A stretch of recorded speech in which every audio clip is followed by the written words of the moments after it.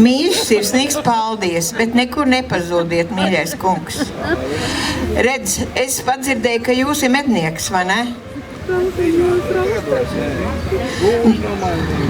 Nu, tas ir tie dzīves sīkumi, bet mednieks paliek mednieks, vai ne? Redz, man ar to mednieku cunft arī saista dzīves ceļi. Lieta tāda, ka man pirmais brūdgāns bija no suitiem un viņš bija mednieks. Ar viņām gan... Tu biji mežsargs suitos? Viņš... Mūsu pirmais brūdgāns? Nē, man nav mans pirmais brūdgāns, bet varbūt tu to Kristapūru saimu pazīsti. Jā? Nu, vo? Vecais Kristapūra Jānis varēja sanākt man vīrtēs. Nu, redz, bet nesanāca, jā. Tas nekas, man meita dabūja suitu, bet ne to. Labi, redzi, es labi šaunu. Un savā laikā, kad es pa to mednieku cumstu tur maisījos, man paiem līdzi uz medībām, bet, kad es ieraugu to dzīvo mērķi, nu, man nešaunās. Un tā uz manīm bija dusmīgi, tie mednieki. Nu jā, un... Vēl bija, ka netrāpīja, ne? Nē, trāpīt es varēju, bet man palika žēl. Es domāju, vai tad tiešām, nu, esi tik izbadis, ka man tas smukais kustonis ir jābeidz nost. Rēģinam, bija žēl to lapas šaut. Nu, jā, nu, tikai man neviens nelika iekšā tos rakstos par to. Es esmu pulku palaidis visādi smukus kustonīšus. Viņi ko stirni dara. Viņi noēd visus sābelus, visus pukaņus, visus kāpos, un viņi ir pretīgs, smirdīgs dzīvnieks vispār īstenībā. Vispār dzīvnieki neviens nav pretīgs un smirdīgs. Bet viņš ir? Nav. Tad cilvēks... Nē, viss viņi vienādi. Cilvēks pats ir vainīgs, ja viņš nemāk savu mantību nosargāt un sataisīt tā, ka tas meža lops nenāk viņa dārzē ganīties. Un ja viņam nav žēl, lai viņš iestās bišķiņ vairāk, lai tam meža lopam iznāk un viņam pašam... Nē, es pateikšu, ja tas cilvēks ir sācis to dzīvnieku skaitu regulēt, tad viņam tas ir jādara. Tu neko nevar. Nu jādara ir, es jau nevienam, kā saka, nevienu uz tiesu nesauc, bet pats es nav nobendējis. Es saviem mūžē vienam klibam gaili un kaklu nocirts. Un vēl tagad man tas acīs rādās. Tas gailis bija savā muļķībā pakūlies bullim zem kājām, tas bulls viņam to kāju bija pārminis. Un tā kāja tādā ļarpatā karājās, un tas gailis iet un dur to stumbeni, tos mēslos, un es takšu nevarēju noskatīties. Nu, es jem to gailu un lieku uz kluts un cērt ar cieru un palaižu vaļā, un tas gailis bez to galvu skrien. Es no stāla ārē un dors ciet. Tu aiziet to bullu nodur? Nu, nē, to vēl trakāk es nebūtu varējis. Es pēc kādu stundu gāju skatīties, kur tas gailis ir palicis. Es viņu noplūcu, es viņu iztaisīju, bet es nevienu gabalu no viņa nevarēju apēst. Buljons viņš nav klāt? Nu, droši vien bērni un vīrs ēd, bet es ne. Tā kā es tāds špoks, ja man būtu saimniecība, man tur būtu pieaudzis pilsētu un pils stūru un nekas nenotiktu viņiem. Ja tu būtu manas sievas māte, es tev būtu izaudzinājis. Tu saki? Jo. Vēl jau var paspēt. Tikai man tās... Tev meiti? Man viss izprecēts, diemžēl, bet man mazmeita auga. Man bija pulka, bet nu izdots pie vīriem, neko es nevaru darīt, bet man mazmeita auga. Tu tik ilgi gaidīsi? Tā mazmeita būs pa veci priekš tevi? Es būšu pa veci. Ak, Dievs, nu Nevar kaut kādam znotam to meitu atklāt pat nost. Znotam meita, tā tikpat kā man mazmeita. Nu, ko tad tu te? Man tagad fantāzija. Ja nu tādos tālākos rados, es padomās. Bet tu vari izstāstīt no saviem piedzīvojumiem kaut ko. Medniekam ir pulks stāst, es zinu. Medniekiem? Jā. Jā, vienreiz es iet. Mežnieki. Iet pa mežu. Un tad bērns tādu 3-4 metru zaķiem. Tas te sanāks. Pirmo reizi mūžā, es vienīgo reizi mūžā tādu redzēju. Es skatījos un brīnījos, kā viņi tur spriņo, riņķo. Tagad jau zaķi tik tam maz. Es jau stāstīju tos stāstus, kur es nav slepkoju. Un tā vienreiz es arī iet pa mežu. Lietu to.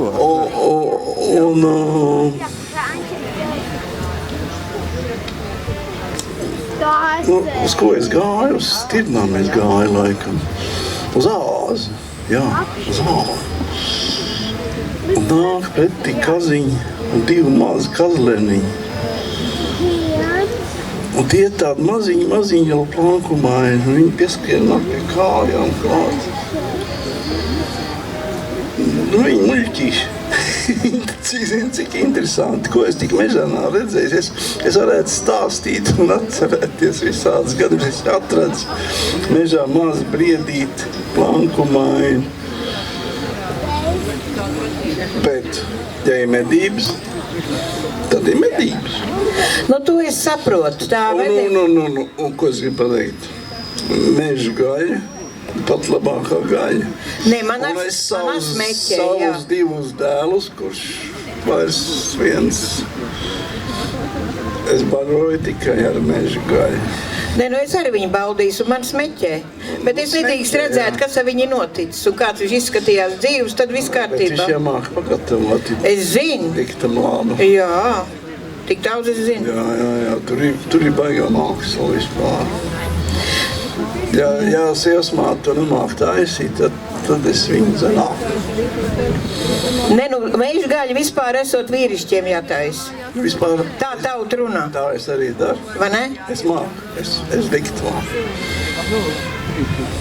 Nu, tā kādreiz jābrauc mūsu ciemā, ka tev būs ar cepeci uz galdu, ko? Nē, es jau tagad pilsētnieks, es braukšu pie tevis, jā. Pie manīm? Oho. Kur tu dzīvo? Oi, Labi, sarunas vēlāk. Labi, To es mēs jums pakluso atļauju vēlāk. izstāstīt, ko es domāju. Bet tu jau vēl kaut ko gribēji stāstīt, ja? Nu, man ir višķīt špikers. Nu, tā pastāst, ko tu gribēji vēl, ja? Atļaus liet viņu.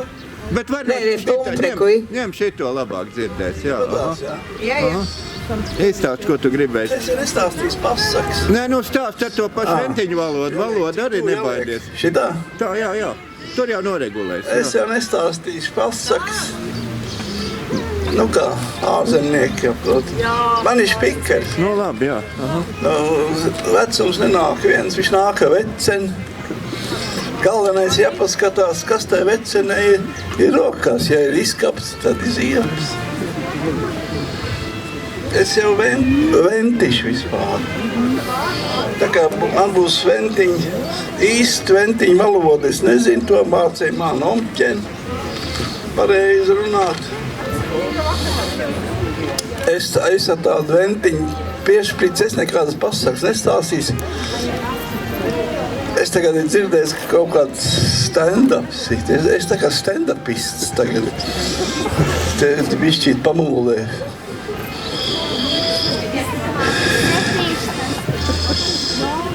Es esmu mežinieks 40 gadi.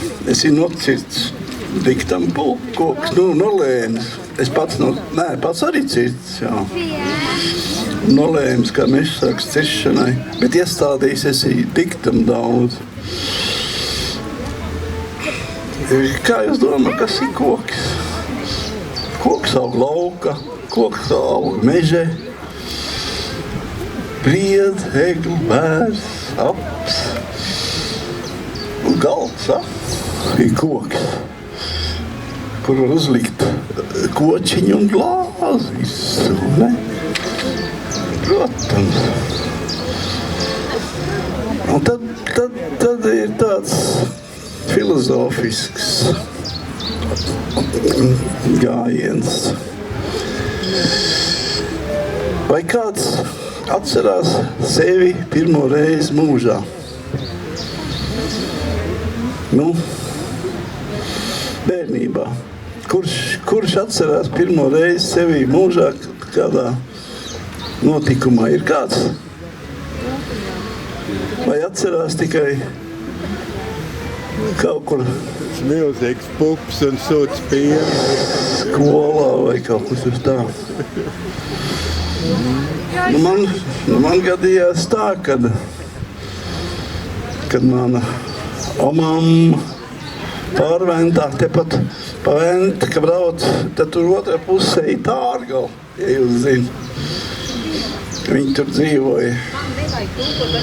Un es atceros pirmo reizi savā mūžā, viņi teica, nāc dēliņu līdzi. Viņi man ieved op klētē un rāda. uz ēzi, koku. Mēs par kokiem runājam. Koku kastē guļ mans tēvs. Man vēl nebija 2 gadi. No tā brīža es pirmo reizi sev arī atceros. Tas ir mans pirmais mirklis savā mūžā, kad es sev atceros. Ir katram cilvēkam spilgtie mirkļi, kad viņš sev atcerās. Pēdējais mirklis ir pirms 2 nedēļām taisni.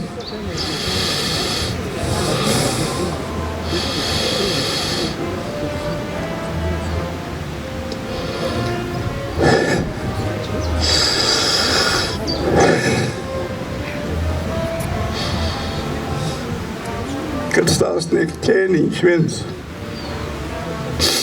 aizgāja pa zemē. Es viņu tādu izaudzināju. Tā bija.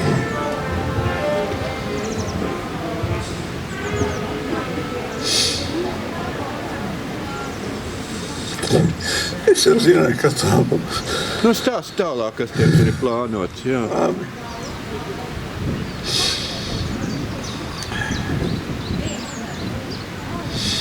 Koks. Tagad kādas jums, jūs iebrauc mežā ar slēpēm, kādas jums ir slēpes no kokiem, no plasmas? No koka. Ir no plasmas, kas taisīt no krievu nafta.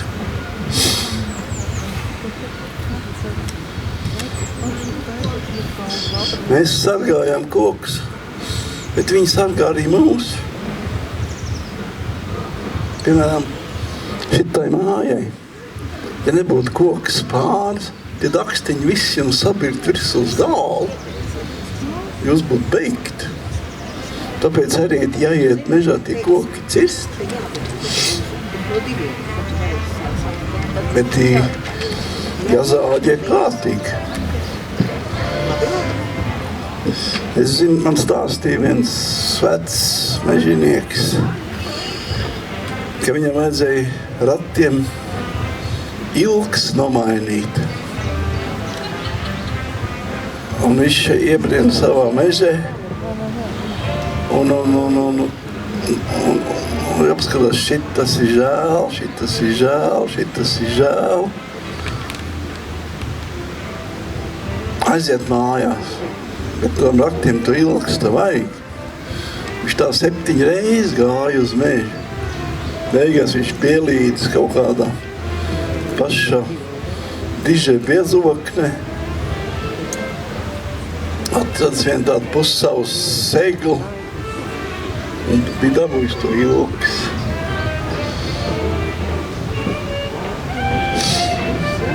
Kā man mežsargam ir gājis? Es jau, piemēram, 20 gadus nostrādāju mežē. Tā, ka sestdienas svētdien pie mani uz ezeru malu, tur atbrauc Rīgas ciemiņi visādi, un tur tā, nu ko darīs, nu davai aizbrauks uz mežu, parāda mums smukās vietas, kur aug ogas, sēnes un resnās piepas.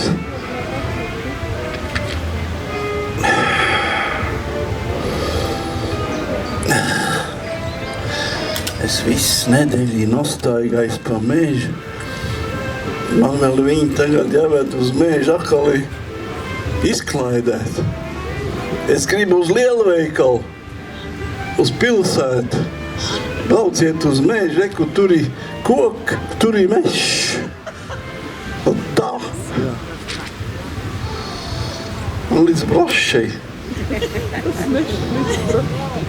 Un tad atkal cits variants, vai ne? Nu, kādreiz jāizbrauc uz Rīgi. Nu, kaut kāds šepts jānotaisa. Nu, vienkārši, nu, ir jau vienmēr kāds, kam ir autiņš bijis, aizmauc uz Rīgu. Es vienu dienu dzīvoju pa Rīgu, sabrauc mājās, Man ir temperatūra. Kas ir? Es nākošā diena mudīgi ieskrien mežā, apsēžas uz celmu. Un tā lēnam.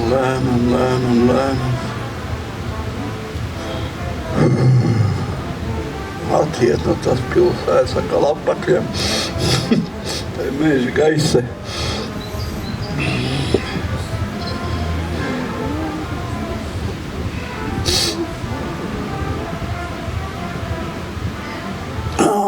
Pēc vēl tiem ciemiņiem. Tie, kas atbrauc no tās Rīgas. Pastāst. Nu, ko es jūs tur vedīs uz to mežu? Tur ir ērts, visādas čūsks, visādi tur šitie te mošķi. Un tādu, un jūs dabūs encefalīti. Un tad viņi tā skatās. Pabraucam pa ezera laivu. Vai ne? Vai jūs zin, kā odz var noķerties? Odz pa ceļu pāri. Odzē ir diezgan mārīgs tas muskulatūra. Viņa tā bišķīta zariņa piespiež, paņem aiz astu odzi. Un tā tur, ja viņi lien augstā bišķi tā paraust, viņi nekad to galvu līdz rokai nedabūs. Es viņu pārnes pāri pa ceļu, palaižu otrā. Bet nevienam es neiesaku to darīt, kurš to nezinu un nemāk. Protams, nevajag atkārtot. Ir tas tajos televīzijas raidījums, bet jūs šito eksperimentu neatkārtojiet, vai ne? Jā. No tā. Un jūs zināt par Kuldīgas tilti? Mans meža gaitas sākās Vārmas mežniecībā. Es braucu ar tādu milzīgu traktoru, kas brauc no meža ārā. Tad es šādi iestājās pēc tam akadēmijā, pabeidzu Jelgavas akadēmiju.